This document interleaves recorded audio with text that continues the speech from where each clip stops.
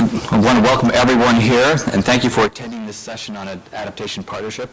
You know, as John mentioned, this is an especially interesting hall. Most recently, you may have seen this on the news. This is where President Obama was standing not too long ago with other heads of state involving the national terrorism, combating terrorism conference, as well as we had the Our Oceans Summit here not so long ago. So you see this hall quite often for important events, and I think it's very appropriate that we have it today for this important topic, adaptation. I also want to thank Trig Talley, our Deputy Special Envoy for Climate Change.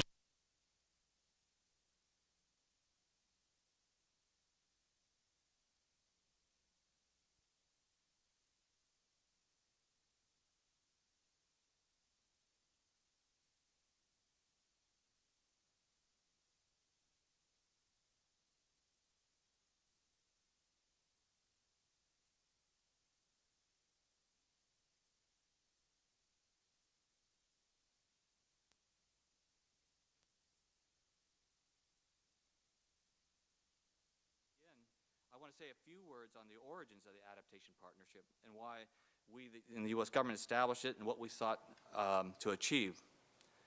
Going back a bit, back to Copenhagen, together with Costa Rica and Spain, we realized that there seemed to be a gap about adaptation, that more clearly need to be done, and some action had to be taken, that the pace underneath the Framework Convention on Climate Change was not adequate, in our view, to addressing what was happening on adaptation, and more needed to be done to advance that interest.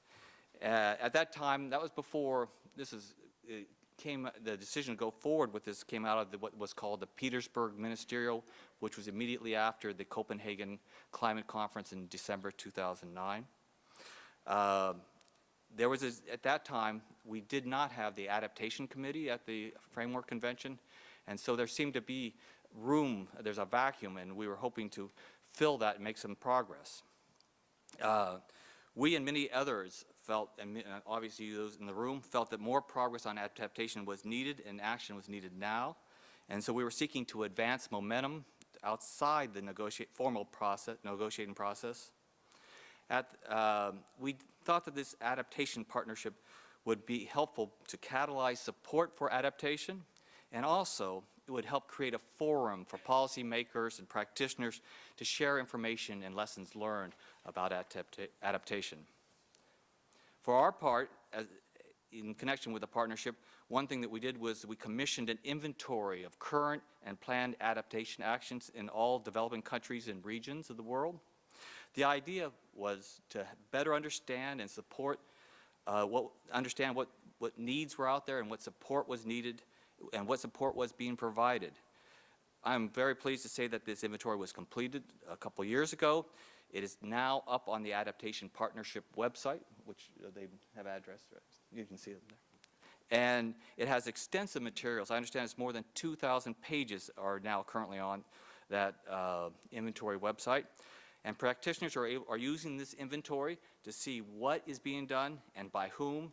And this will help them to reflect on what they're developing their plans to reduce duplication and to more effectively leverage synergies.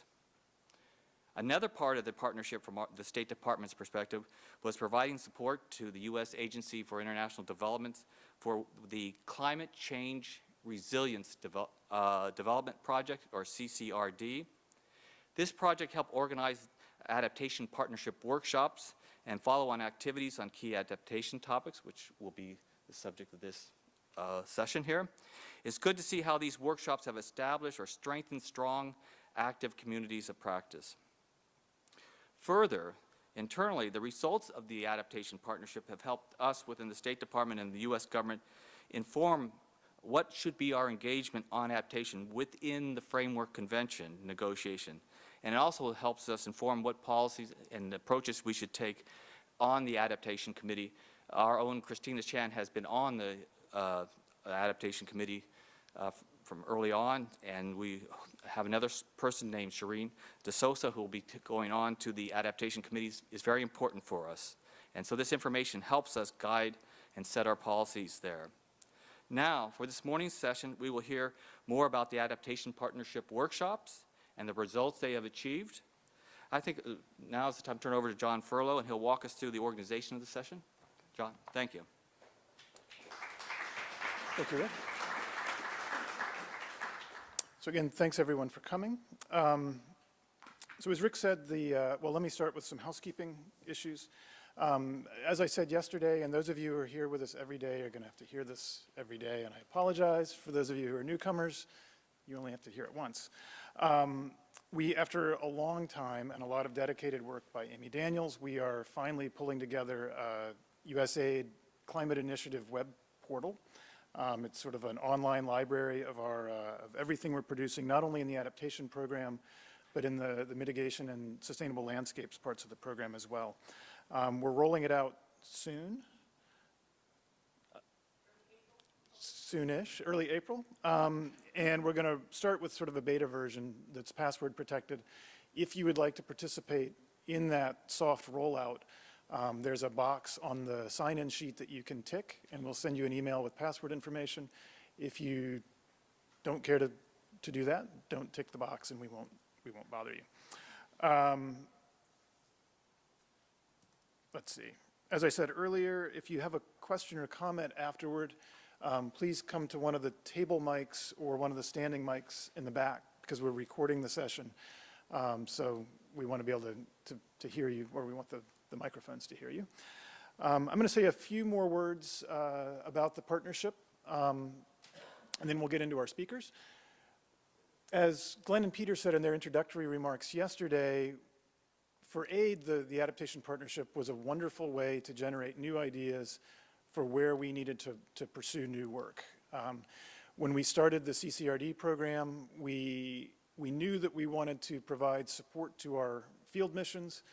We knew that we needed to coordinate with both other government agencies and with other agencies within the US government. And we knew that we needed to kind of stay at the cutting edge to provide information to our field missions with the types of challenges they were going to be facing. But we didn't know what all those challenges would be. And so we were able to use the Adaptation Partnership as a way of fostering ideas to generate topics to pursue and then develop support programs for the field mission. So we had this kind of constant churn of generating ideas through the Adaptation Partnership and other areas, developing ways of dealing with those challenges, and then transferring it into lessons and trainings and tools for our field missions. The missions would then try things and say, hey, this isn't quite working, or now we need something else, and we'd take it back over to that sort of exploratory area and maybe generate a new topic for the Adaptation Partnership or do something outside the partnership. As Rick said, the partnership was designed to be just 2 years to fit within the timing of events at the negotiations. But the communities of practice, some of which we're going to hear about today, have lived on.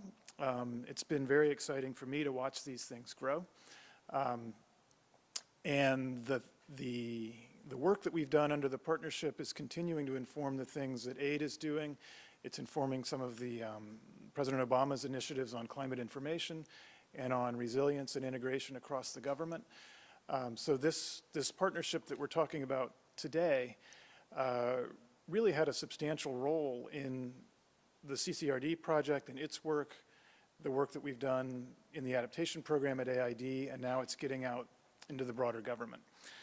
I will stop talking and let us hear from our colleagues who have led some of these programs. We're going to start with Alton Byers, who led the High Mountain Adaptation Partnership. Then Joanne Potter is going to talk about the urban infrastructure and urban infrastructure services program and the initial partnership workshop. Peter Schultz is going to talk about two of our programs, one on conflict management and climate change, the other on monitoring and evaluation. Steve Zebiak will talk about the Climate Services Partnership. And then Lily, what are you talking about? Right, marine protected areas, sorry about that. And then Alex Guerra Noriega is going to talk about work we did in Central America looking at agriculture and climate change in bringing multiple countries in Central America together. So with that, I will turn it over to Alton.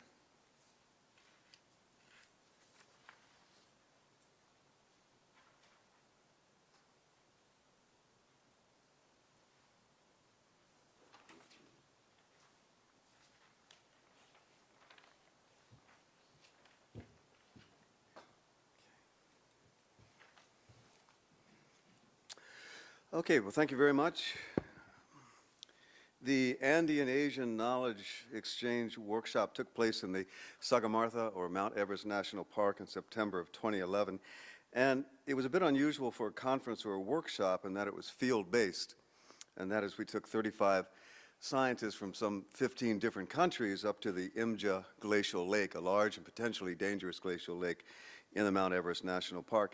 And the driver was really to share Peruvian experience in the control and management of dangerous glacial lakes. They have about 70 years of experience in doing so in the Cordillera Blanca of Peru, and we felt that this knowledge needed to be shared with our Asian colleagues. So as we climbed up to the lake at 5,100 meters, we had daily lectures, we had evening presentations, we had community consultations with the local people who impressed us with both their knowledge of glacial lakes and climate change, but also their sense of frustration over feeling that they were left out of the dialogue, that researchers had been going there for decades and never sharing the results of their research. So there was a lot of uncertainty about the lake.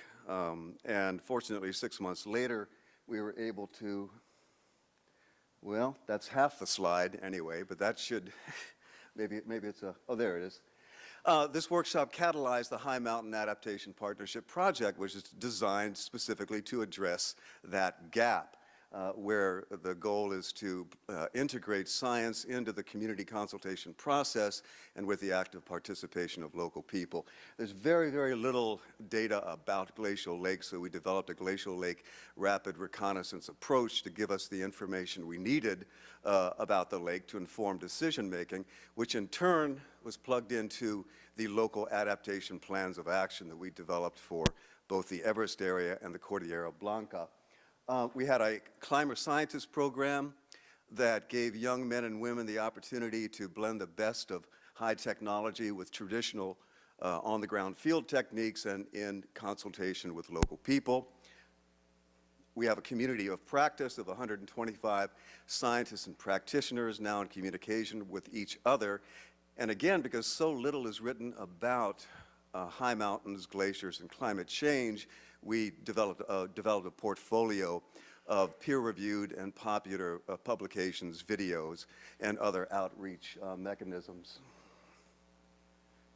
In terms of results, I think the most exciting thing was to see how engaged people were in the planning process, how interested they were in the science that was integrated into the local adaptation plans of action, and especially to be able to work with the stakeholders and to actually fund the priority interventions. So at the end of the High Mountain project, I'm happy to say that there will be an early warning system and lake lowering project for the Palcococha Lake in Peru, and in effect saving some 35,000 lives. And the glacial lake in the Khumbu region has been mainstreamed into a new UNDP project that will lower the lake and reduce the risk as well. We also catalyzed our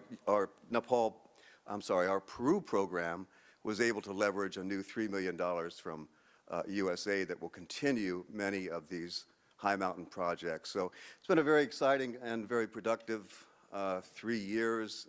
And gratifying to see how this all started with a workshop in the Everest area. I'd like to thank USAID, Agility, and the Adaptation Partnership for their guidance and support along the way.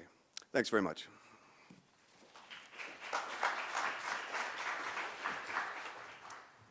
Let me just say a couple more words, because I love talking, like Jason. We're going to keep these talks very short, as you can tell, so that we have plenty of time for questions. So at the end, please feel free to ask lots of questions. I want to say a few more words about kind of the driving idea or the spirit behind these partnership workshops. The idea was that, as Rick said, in the negotiations, there was the sense, if you just sat in the negotiating room, you had the feeling that nothing was being done on adaptation. And then you go outside to the side events in the halls of Copenhagen or wherever, there's all this excitement and energy and people talking about the things they were doing, things they were trying. And the best venue for learning about that was to be at the COP, which was not easy in the case of the Copenhagen COP because it was overcrowded or undersized. And you'd see somebody and you'd ask them questions, you'd exchange cards, and then the opportunity was gone. So one of the ideas behind the Adaptation Partnership was to get very specific topics, like what do you do, in this case, what do you do when your water storage system is changing? You can't depend on the normal precipitation and freeze cycle and then melt. What do you do if you live below what used to be a glacier and you assumed it was safe and stable and now it's turned into a giant lake? And Imja Lake is about 1 kilometer across. It's big. There's a lot of water in it. And there are communities only a few kilometers downstream. So the idea here was if Peru has 30, 40, 50 years experience managing these lakes, how can we get what Peru has learned to the Nepalis so that they don't have to learn on their own and figure out everything that Cesar learned over the course of his career working in Peru. So we took Cesar Portocarrero from Peru to Nepal and let him begin talking to them, and Cesar has continued to be engaged in the follow-on projects that Alton mentioned. So again, the idea was let's bring people together, some with more experience, some with less experience, and let them start talking together in a working meeting environment. Next, I want to ask Joanne Potter if she'd like to come up and talk with us about an urban resilience project that we had that started in Bangkok.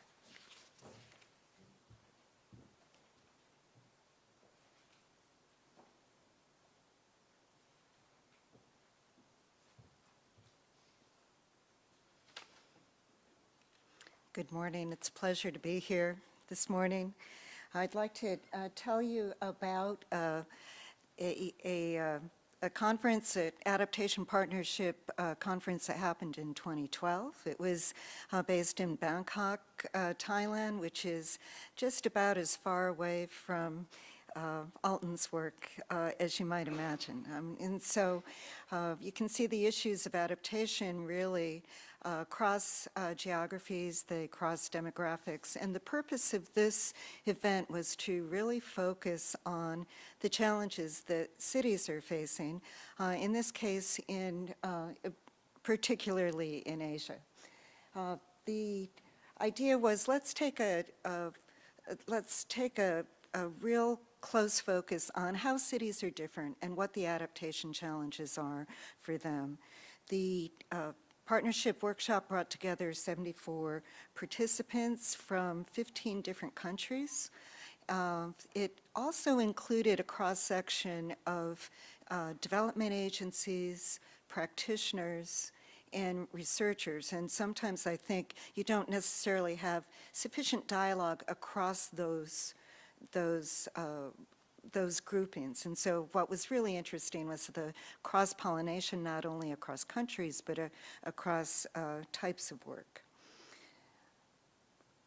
The themes of the dialogue that emerged were, first of all, that focusing on cities is actually a very critical challenge. Cities are where most of the poverty is, cities are rapidly growing, and going forward, the well-being and the sustainability of cities is directly linked to the sustainability of our world. And there was a sense of urgency to get to implementation. We've done a lot of research, we've developed a lot of tools, we have a lot of data, let's get something done. And so the focus was on how do you get to action on this. There was also a real emphasis on integrating the climate change as a stressor into the multitude of stresses that cities are facing. I remember doing a project in Bangkok in the early 90s, and at that point they were concerned about over-extraction of water and salinization of water. This was well before they were considering climate change. And so the whole issue of how do you add climate change as a stressor, as a driver, was under discussion. There was a real theme about leveraging existing communities of practice. I think the organizers went in saying, let's create a community of practice, and they came out saying, no, we got plenty communities of practice. Let's work with the ones that we have already. And to identify the champions in each of those sectors of research, city managers, and donor agencies to focus on this issue. 3 recommendations came out of the Adaptation Partnership. One was to focus more on getting the knowledge that we have out to practitioners. The second was creating a program where city-to-city exchanges, where cities are talking to each other and sharing their knowledge and experiences in addressing climate change. And also to develop a small grants program, small-scale catalytic funding that gets urban areas and municipalities over the hump of taking action. One of the ways that CCRD responded to these recommendations is by initiating the Climate Resilient Infrastructure Services Program, which I'm leading, which has been attempting to do that in other parts of the world. Developing tools, but working hand in hand with municipalities to build their capacity to integrate climate change into the decisions that they're making on a daily basis. And then through peer knowledge exchanges, sharing that information with other cities.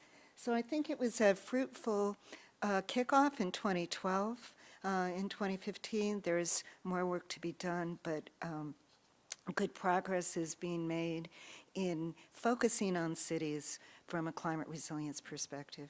I want to thank you for your support. Okay.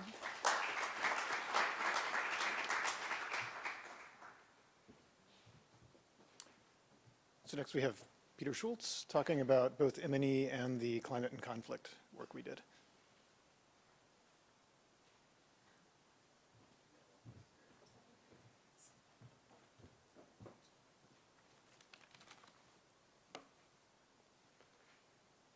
Good morning. So I'm going to talk about 2 different adaptation partnership activities.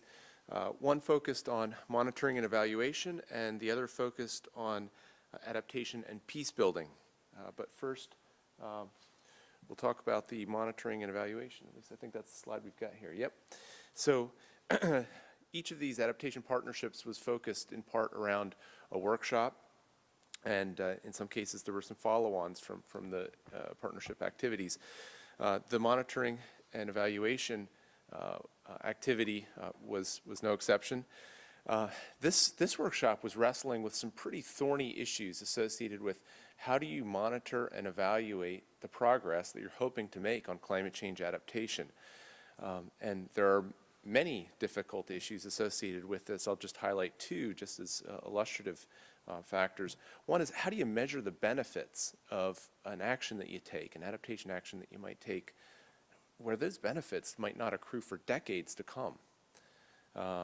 And a second challenge is, how do you deal with the large uncertainty associated with what the projections for future climate change might be, and what kind of benefits that you might assume would happen as a result of a variety of adaptation actions.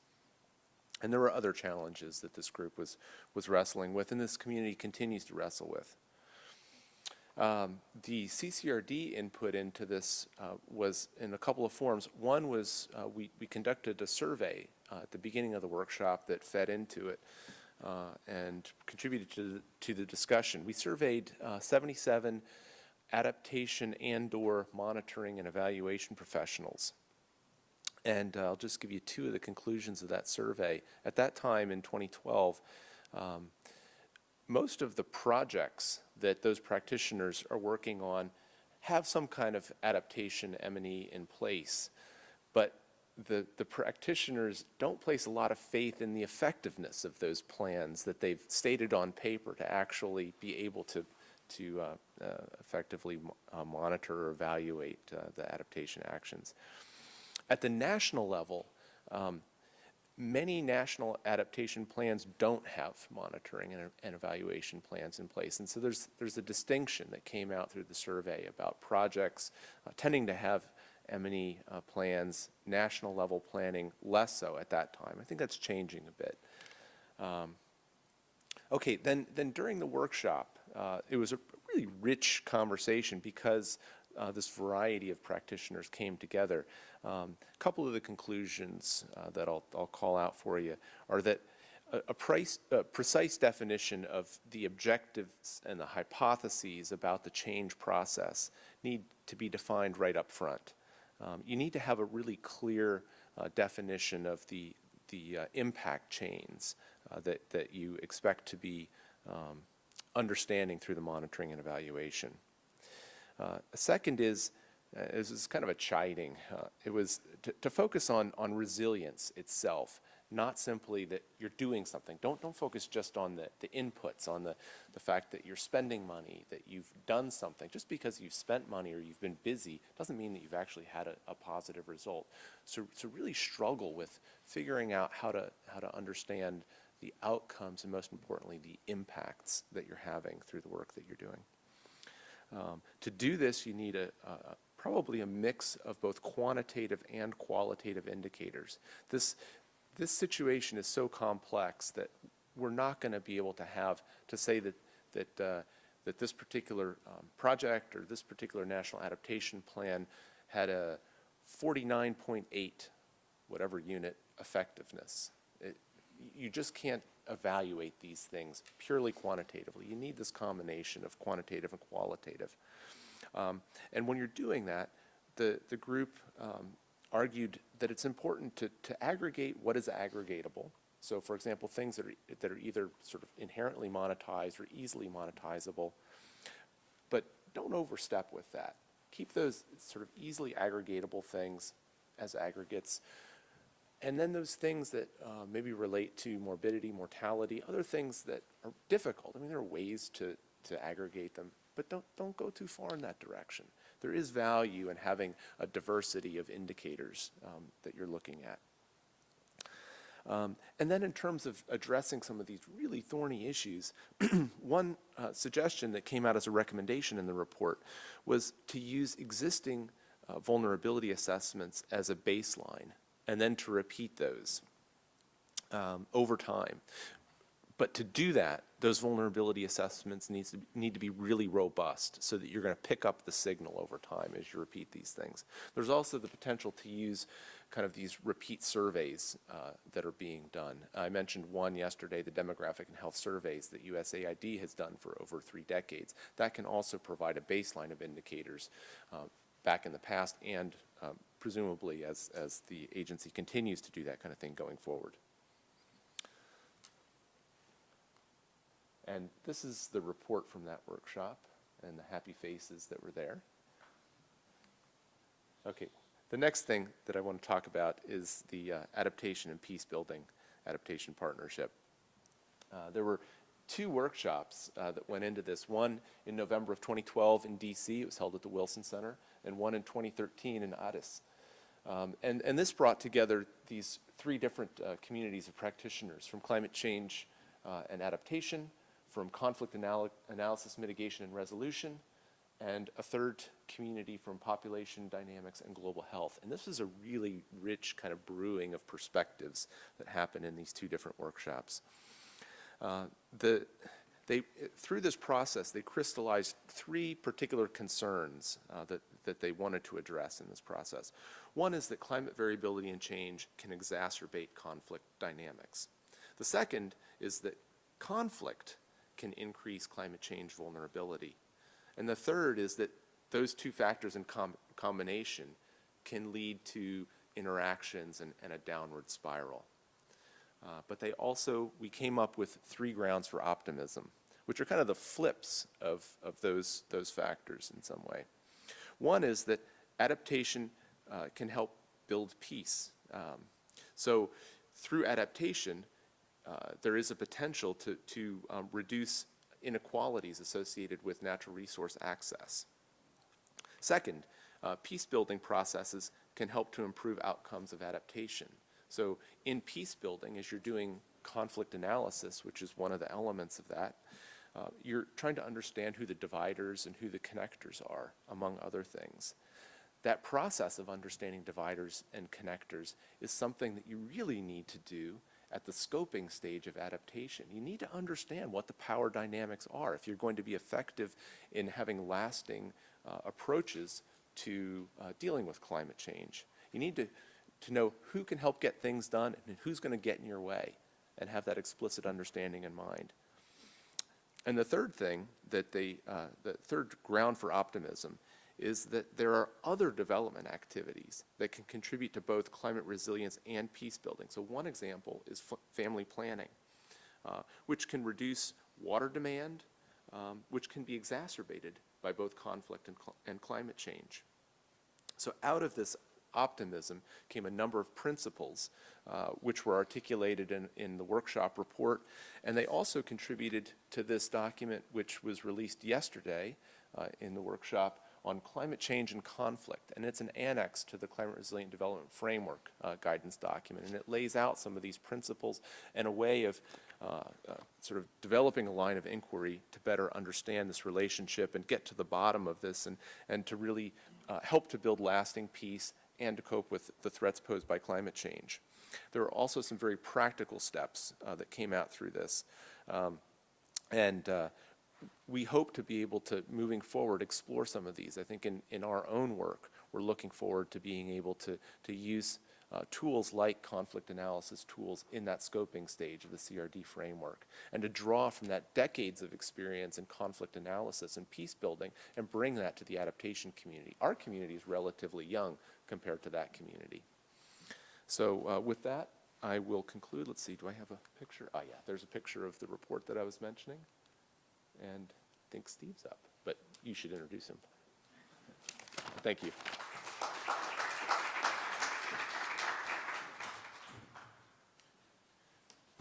Next up, we have the Climate Services Partnership and Steve Ziebiak. I apologize for not introducing our previous speakers. I think I'm still jet lagged from coming back from my trip last week. Coming up, Steve. So I can go back. Alton is the research director for the Mountain Institute, and the guy who has put on the projects that I have enjoyed the most in this 4 years. I got to go to Nepal and Peru. Joanne and Peter are both with ICF International and have been a key part of the consortium that Agility pulled together. And Steve Ziebiak is with the International Research Institute for Climate and Society at Columbia University, and they have been a core partner as well, helping with bringing the science and information about climate change into the development efforts that we're making. Steve? Okay, good morning, everyone. So what I'd like to tell you about is concerning the Adaptation Partnership's contribution to the arena of what we call climate services. But why climate services for the Adaptation Partnership?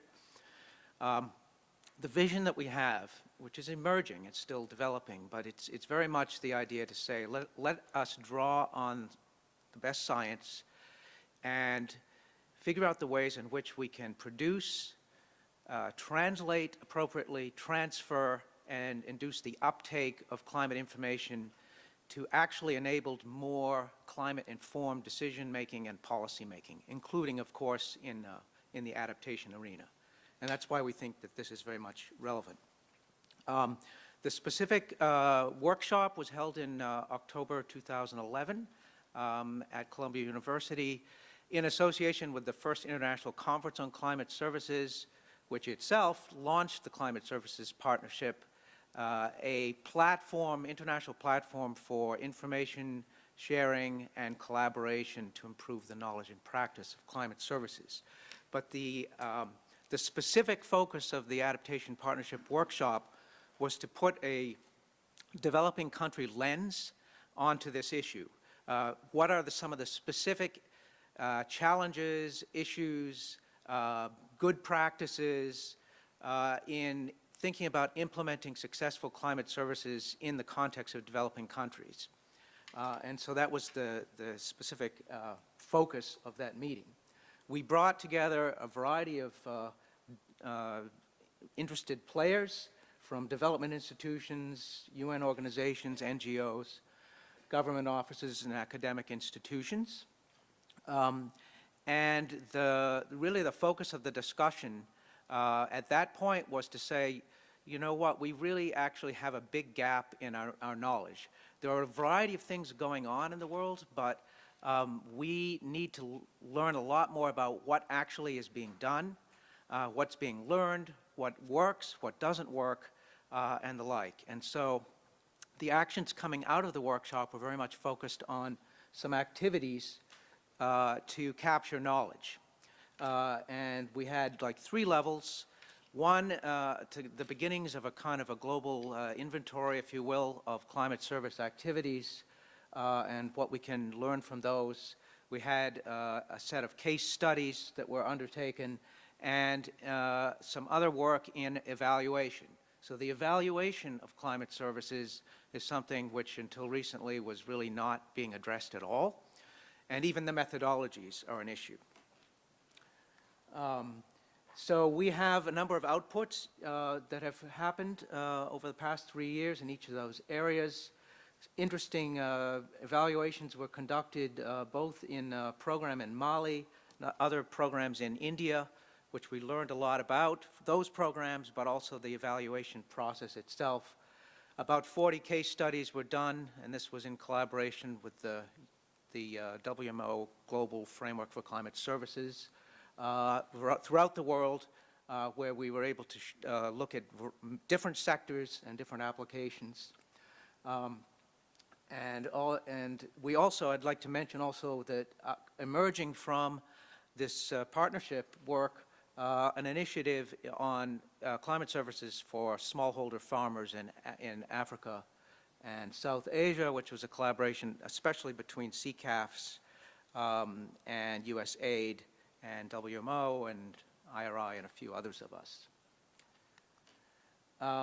Now, generally, over the past 3 years, Climate Services Partnership has grown and has been doing a number of things which I think have been supported from the initial momentum set up by the Adaptation Partnership investments. We've continued to have annual international conferences bringing together order of a couple of hundred people and organizations per year that have been extremely fruitful events for learning, for knowledge sharing, and for identification of new issues that need to be looked into by our community. We've set up some working groups, which are collaborative efforts that have looked at really important questions like economic valuation of climate services. As I said, the evaluation. Another line of work on looking at ethics in climate services, a major issue, and research priorities. Some of these will be talked about on Thursday, I encourage any of you who can to come to that. We have a knowledge platform that we've developed, newsletter and other distributions that are going out to over 2,000 folks now. So a large community has been assembled, and I think we owe a lot of it to this initial momentum that the Adaptation Partnership Workshop enabled. So we're really grateful to that program, to CCRD, of course, and all the other players that have been a part of this. And we learned that the idea of putting this network together really does pay off. That's a major lesson. Thank you.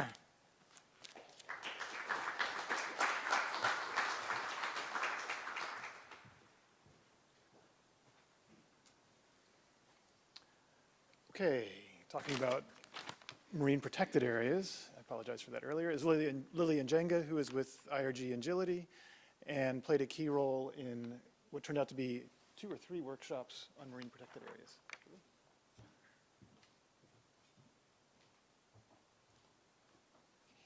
Good morning, everyone.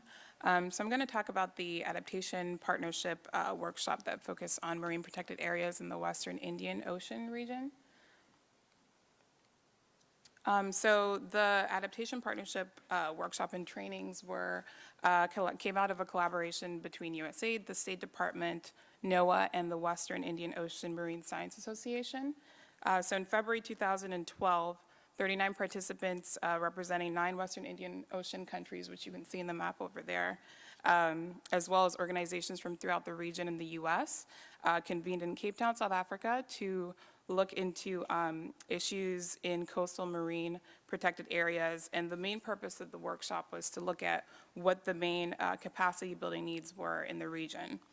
And so to respond to the priorities identified at the workshop, NOAA and WIOMSA proposed a capacity building training program for marine protected area practitioners that would start off with 3 trainings. The first one, which happened in November 2013, was focused on looking at how to understand and communicate climate change to communities, to marine protected area managers. And the second training, which took place in Zanzibar in 2014, was focused on how to conduct vulnerability assessments, looking at how to develop adaptation strategies, and also looking at how to engage stakeholders and communities. And the third training, which is scheduled to take place later this year, will be in the Seychelles, and it's going to look at how to build the skills and knowledge of MPA managers on how to use monitoring tools as well as methods for implementing adaptation strategies. So some of the key results that came out of the workshops was that the practitioners, the MPA practitioners and managers were able to develop their capacity in understanding what climate change is, climate change science, as well as looking at how to adapt to climate change in their MPAs. Another big result was that participants were able to take all that knowledge back with them to their MPAs and build the capacity of their colleagues and their communities.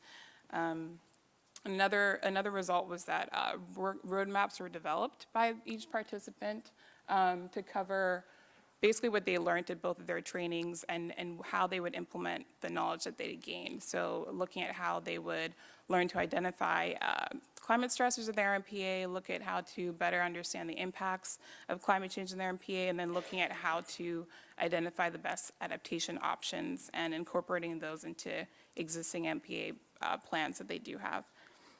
So I think the most valuable part of these trainings were that managers, MPA managers, were able to get together in a room and exchange basically the challenges that they face in their MPAs and see that they do have common challenges, but also learn from each other best practices and just see how they could exchange and work together to adapt to climate change in the next couple of years. Another valuable output was that the MPA managers that were trained were able to now familiarize themselves with the material that they learned at their trainings and prepare to be able to train their colleagues and others in their community on climate change moving forward. So this is not just a training program that would stop after the 3 trainings, but something that would continue over the next 3-5 years, and those trained at the trainings would become trainers and be able to build capacity in their MPAs and in their communities. So that's all.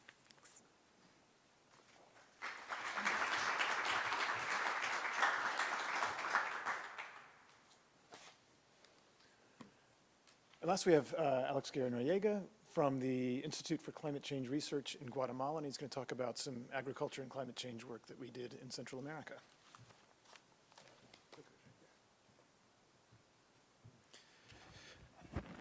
Good morning, everyone. As John just mentioned, I come from the ICC, funded by the sugar industry and the banana growers in Guatemala. And I'm going to tell you about the work that the Adaptation Partnership started in Central America. As you can see in this slide, it focused on agriculture. So in March 2012, this workshop was held in Costa Rica. There were representatives from all the Central American countries and the Dominican Republic. And here I included some of the items that we covered in those 3 days in the program. I think it was a very intense, very informative and useful workshop, and we keep using a lot of the outcomes and the methods that we used in those during the workshop, and we apply them at the national level, at least in Guatemala, and not because it was very it was a very sort of logical and very useful way to analyze the different problems. So we looked at the main crops in Central America. Some of them were subsistence agriculture and some of them were cash crops, all of them very important.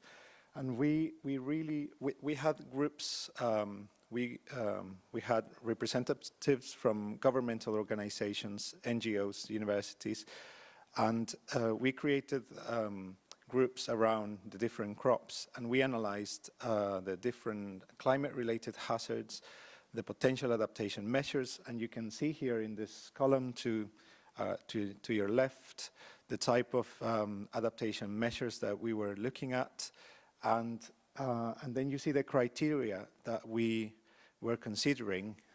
You can see that we talked about costs, technical feasibility, other benefits, effectiveness, and whether they could be achieved in the short or the long term, which was very useful as a framework. We were also discussing the possibility of a building community of practices at the Central American level and also at the national and even at the local level. After this workshop, we had the opportunity to apply for a small grants program by the Climate Change Resilient Development, and 3 projects were funded in Central America initially. Our institution got one of them, but we tried to take on the knowledge and methods from the workshop and apply them in Guatemala, and we started creating a community of practice between institutions in Guatemala and also at the local level. Because as you can see here in the lessons that we learned, it was obvious how useful it was for farmers to talk to each other about the common challenges they face, how the climate-related hazards can affect them locally, and what potential measures they can use. Some of them actually use some of the measures, and so sharing that information between them and also between communities it's something very valuable. So we identified different measures from the literature and also from local knowledge, and we created a training program based on those measures and responding to the local challenges. And we worked with communities in the highlands and also in the lowlands. Here you see in the photo one of the farmers in the highlands, and we conducted that in the Maya language, the local language, which was also a very interesting and fascinating experience. And so we keep communicating with other Central American institutions, and we managed to organize the first national Congress or conference on climate change last year, and we keep using all the information. And so since 2012, I think it was a great opportunity, and I thank the Adaptation Partnership for helping us launch this type of event, and also the tools that we got from it were very useful and are still being used widely. Thank you.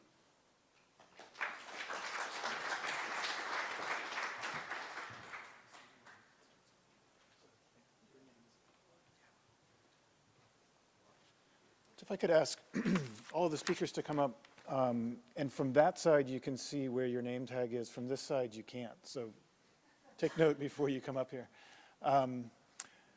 Thanks to everyone. I'll have a seat as well. And Glenn, would you mind putting something over the projector so it's not shining in our eyes? Oh, thank you.